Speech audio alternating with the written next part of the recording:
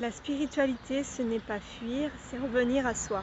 On a souvent une image un peu faussée de la spiritualité, comme quelque chose de haut, de léger, presque déconnecté du réel, comme si finalement s'élever voulait dire s'éloigner de soi, de se déconnecter de ce qu'il se passe dans le réel. Il arrive aussi qu'il y ait des personnes dans ce milieu qui peuvent se tourner vers les substances pour s'échapper, vouloir aller à la rencontre d'autres mondes. Mais premièrement, c'est très dangereux, même avec des substances naturelles comme l'ayahuasca. Et d'autre part, c'est aussi une illusion. Entre parenthèses, je ne suis pas pour ce genre de choses et je suis évidemment contre l'usage de ces substances, évidemment. En réalité, la vraie spiritualité, ce n'est pas planer, c'est tout l'inverse, c'est un retour complet vers soi. En fait, c'est aller voir ce qu'on évite, ses émotions, ses blessures, ses parts d'ombre. C'est arrêter de fuir à l'extérieur pour enfin habiter pleinement ce qui se passe à l'intérieur.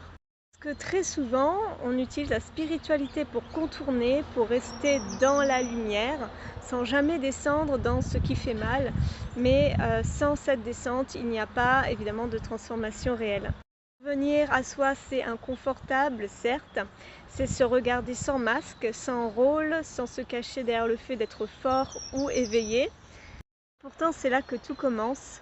Parce que plus tu reviens à toi, plus tu t'aimes pour de vrai et plus tu peux aimer les autres sans te perdre.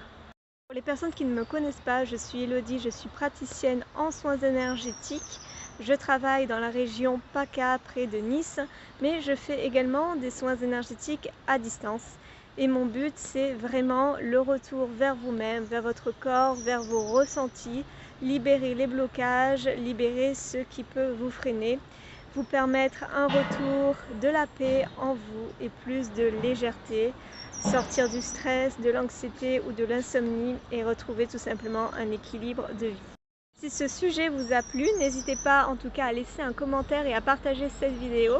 En attendant, je vous embrasse bien fort et je vous remercie d'avoir regardé cette vidéo jusqu'au bout. À bientôt!